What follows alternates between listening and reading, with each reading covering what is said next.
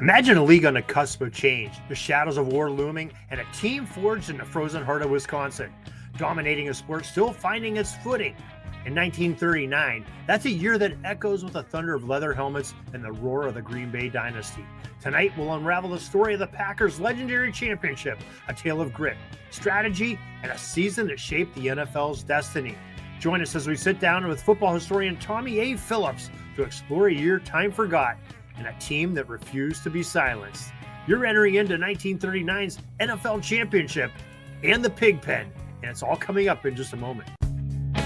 This is the Pigskin Daily History Dispatch, a podcast that covers the anniversaries of American football events throughout history.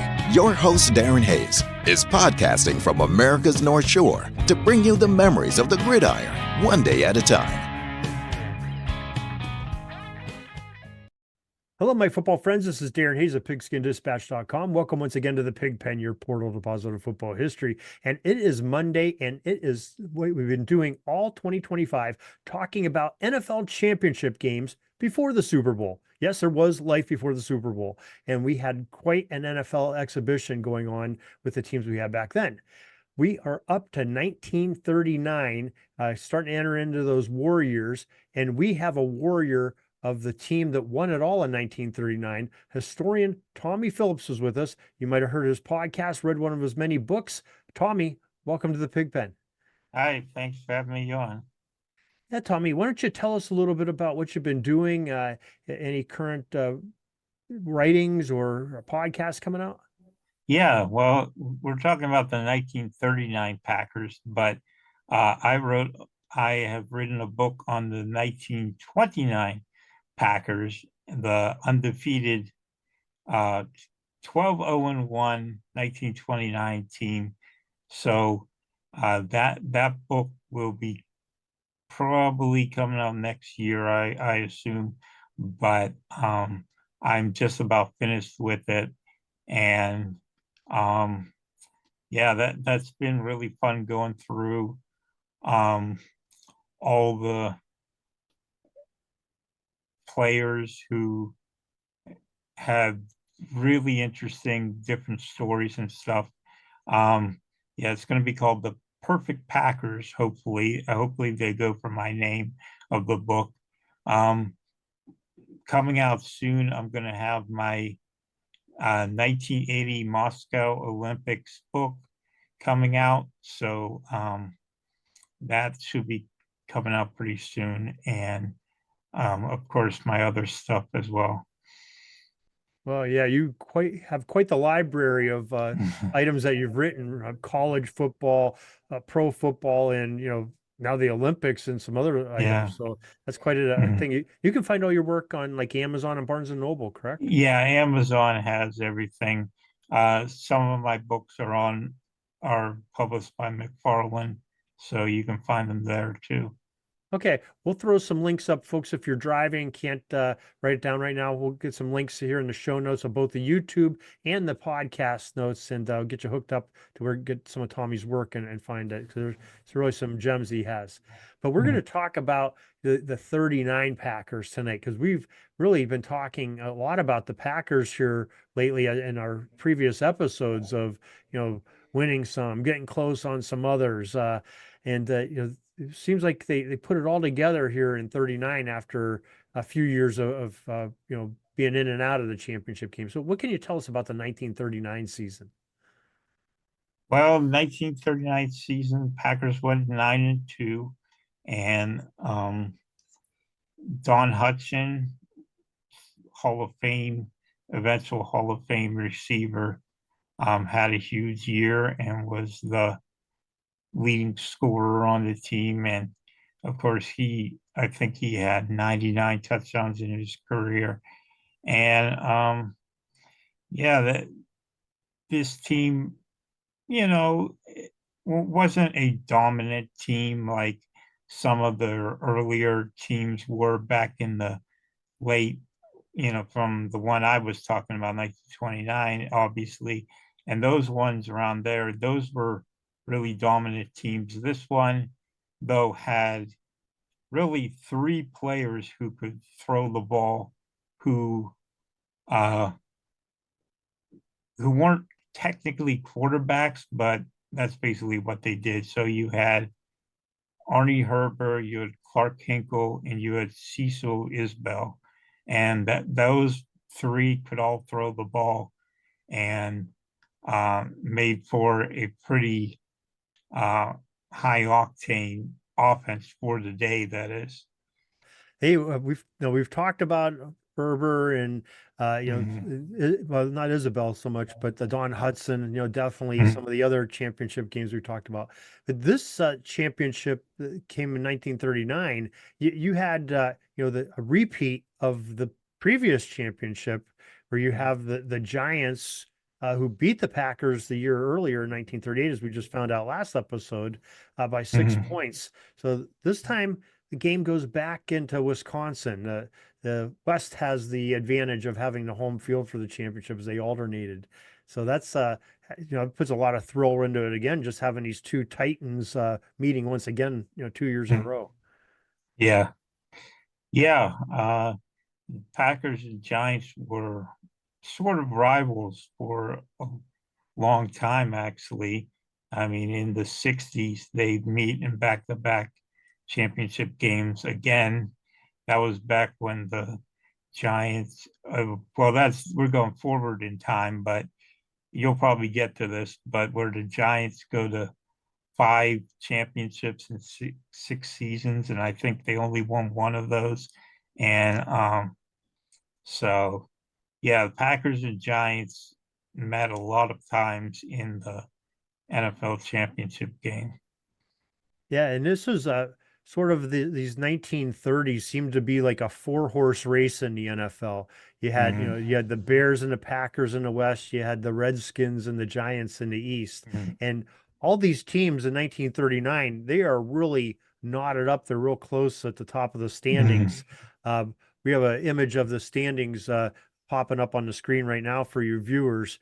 But you can see, the Giants were 9-1-1, and they barely nudged out the Redskins, who were 8-2-1. And as Tommy said, the 9-2 Packers squeaked by the Chicago Bears, who were 8-3, with Detroit close behind with 6-5. So it's a real close race. That had to be a thrilling season Yeah. for fans to be paying attention to. Yeah. And one thing to note about these older seasons is that the tie games did not count in the standings. Um, so you could have a team who won more games but had more ties might end up lower in the standings than another team. Now, that didn't happen this year, but uh, that was something that was unique about it. Where what was the one championship? I don't know if this had a championship game. I'm thinking 32 maybe, where one team, I think the Bears had three ties, or someone had three ties and the other team had six ties, and and they were all thrown out, so they had to play each other in a playoff game.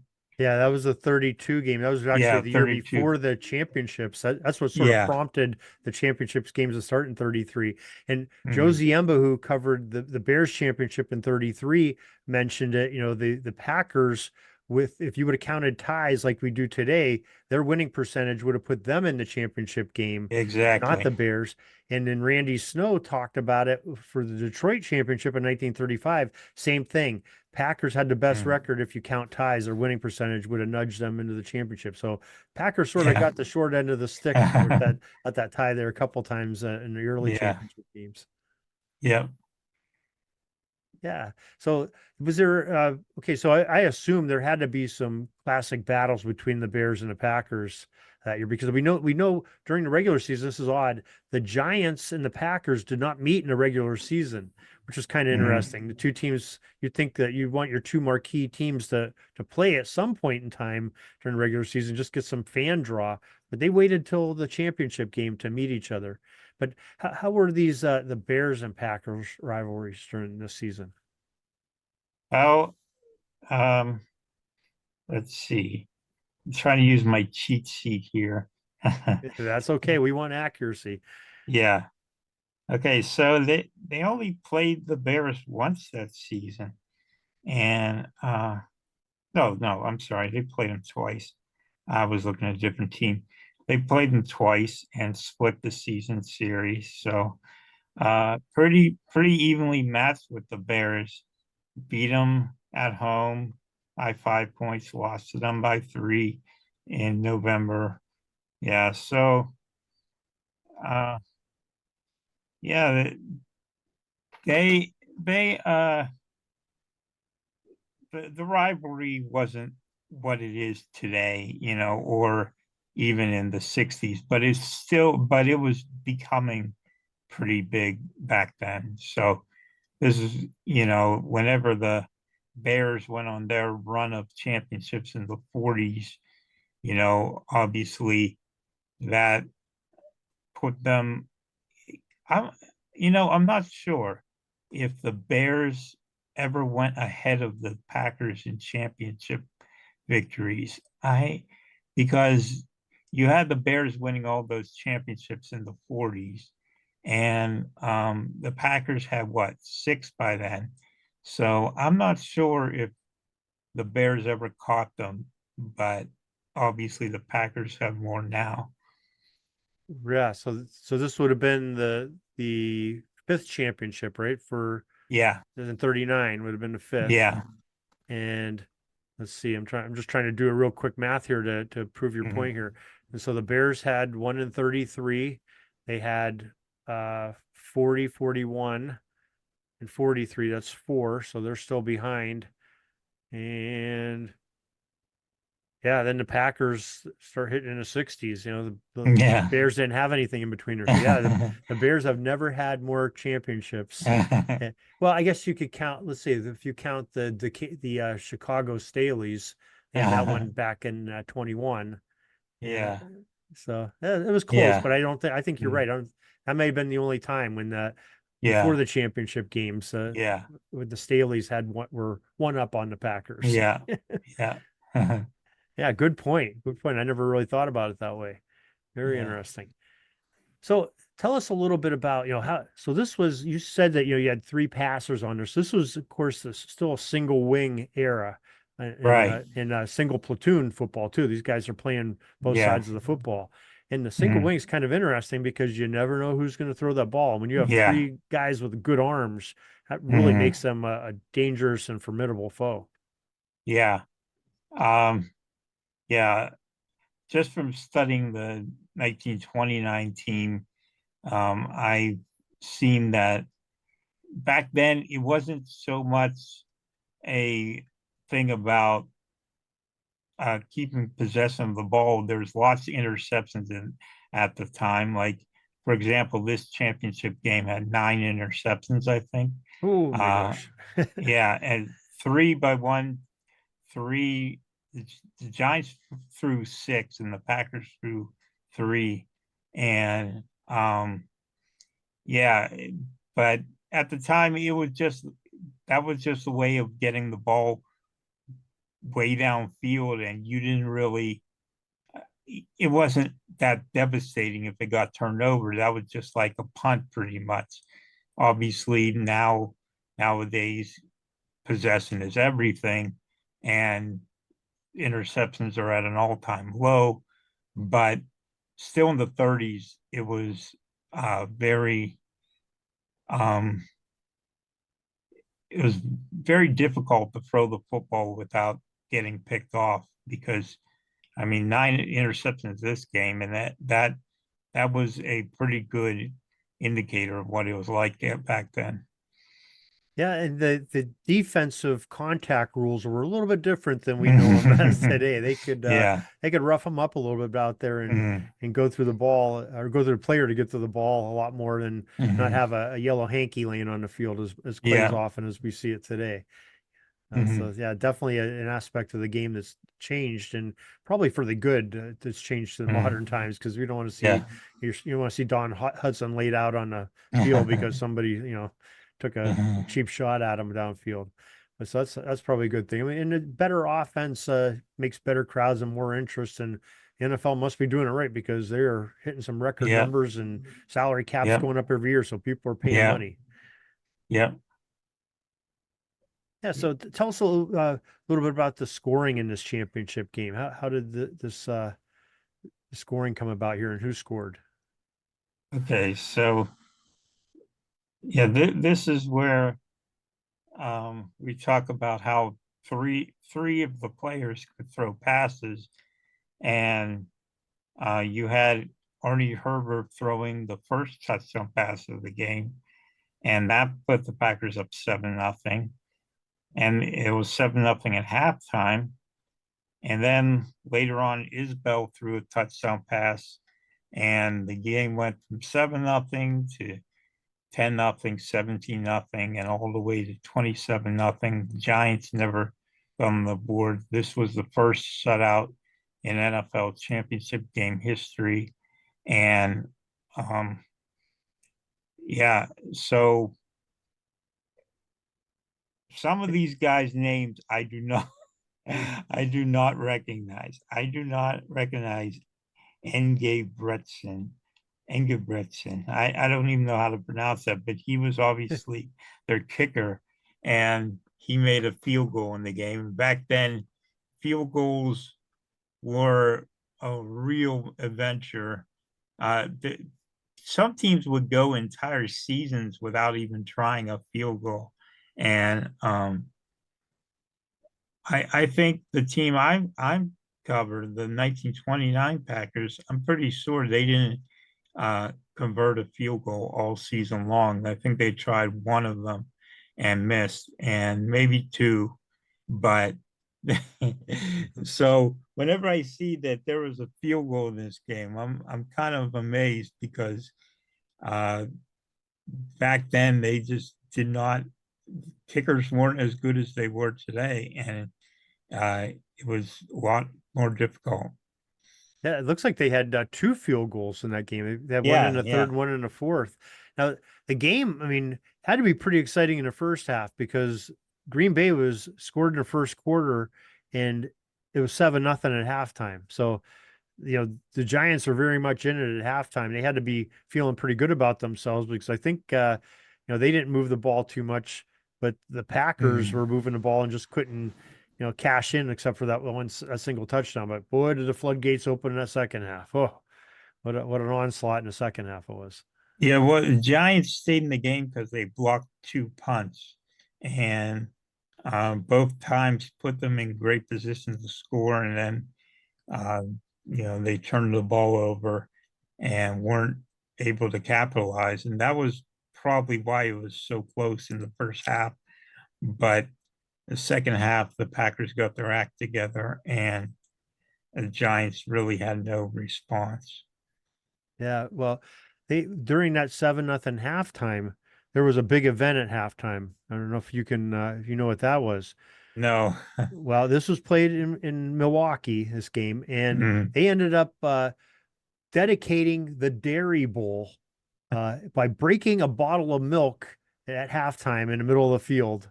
Hopefully, they picked up the shards of glass when they did that.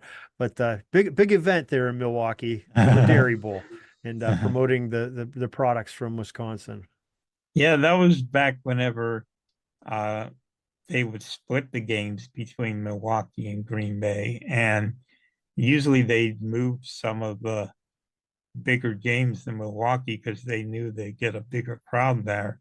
Um, I know that even one of the '60s playoff games was played in Milwaukee, and so they were splitting between Green Bay and Milwaukee all the way back then. Jeez. I bet you it wouldn't go too well today. I bet you the people in Green Bay would be out with pitchforks and hammers to get that game back in Lambeau. So yeah, it's kind of interesting that though, like you said, that history. I mean, how many teams can Yeah, say that where you have two cities supporting you and you're going yeah, back and forth on them? That's kind of neat. yeah, yeah. Yeah. So well, it ended up being a great day there in Milwaukee with that 27-0 victory, and the Packers, hoist that fifth championship banner I don't know if they hoisted banners back then, but we can Yeah, imagine. We can pretend yeah. Lambeau is Curly Lambeau is having somebody sew one up for him and hang it up in the stadium somewhere at the Dairy Bowl or wherever Or at Lambeau the lodge, the the law. There you famous go. lodge, that Rockwood Lodge, I think that was what it was called, that burnt down and saved the Packers from folding in the 1950s. Yeah. Oh, really? Is that like where they hung out and had a few? Yeah. Curly Lambeau, late in his career with Green Bay, he bought this lodge, and this lodge was like this amazing place for the players to stay at and for their families to stay at. And so it was like a very great place for training camp. Problem was it cost so much money that the Packers went really down into debt, and they things were looking pretty bad. And then one night a fire started and it burned down the whole lodge. And the Packers were able to get insurance money off that. And the insurance money saved the team from folding. But Lambeau got mad and he left and joined the Cardinals after that. And, but yeah, and some people don't know, there's no way of knowing how the lodge burned down, but people suspect someone did it on purpose and it saved the franchise. So Yeah, it sounds a little suspicious, but it sounds yeah, like a good thing at first, and you're starting to think about yeah, it. Wait a second, maybe that wasn't yeah, such a coincidence. But yeah. insurance fraud's been happening for years, huh? But we don't know that. It's an alleged conspiracy theory. We don't know that. Yeah. But yeah, No interesting one story. died. No one died in that too. So you really think I really think maybe that it's possible, but we don't know. Yeah, we don't. It's speculation, but that Yeah. makes things a little spicier for looking back at history. So, Yeah. so I mean, that's a great story. Great story for the Packers winning that fifth championship. And Mhm. uh, you know, you talked about your book that you got coming out here in the next year, but maybe Mhm. tell us a little bit about. You wrote a book about Penn State not too long ago. Maybe you could tell Yeah. folks a little bit about that book. Yeah. So I spent the whole pandemic writing a book on Penn State bowl games. At the time, they had been the 50 bowl games. And I went and reviewed every season that they went to a bowl. And then I told the story of the bowl games and um, wins, losses, ties, everything. And I also go through and rank some of the players and some of the games, which ones I felt were the best ones. And um, yeah, so unfortunately, I can't update it every single year, but they're probably up to You, 55 by now. Yeah, you'd be like a volume of encyclopedias on that Yeah, book, wouldn't yeah, you? yeah. Every year they go to another bowl, and unfortunately, I can't add to it. But yeah, the first 50 bowls, Penn State history, are all on there, and um, that's Penn State bowl games. It's published by McFarland, and you can find it at a lot of sites online. So All yeah. right. Well, Tommy, we look forward to, like I said, folks, check out the links in the show notes for Tommy's books. We'll get you hooked up with that. Mhm. Tommy, really appreciate you coming on here, talking about, this great Packers championship, talking about your books that you have coming out. We're excited to see the one that's coming out and the ones you already have out, including the Penn State book. And we really appreciate you coming on here and sharing with us today. Thank you very much. I appreciate it. That's all the football history we have today, folks. Join us back tomorrow for more of your football history. We invite you to check out our website, pigskindispatch.com, not only to see the daily football history, but to experience positive football with our many articles on the good people of the game, as well as our own football comic strip, Cleat Marks Comics. Pigskindispatch.com is also on social media outlets, Facebook, Twitter, Instagram, and don't forget the Pigskin Dispatch YouTube channel to get all of your positive football news and history. Special thanks to the talents of Mike and Gene Monroe, as well as Jason Neff for letting us use their music during our podcast. This podcast is part of the Sports History Network, your headquarters for the yesteryear of your favorite sport. You can learn more at sportshistorynetwork.com.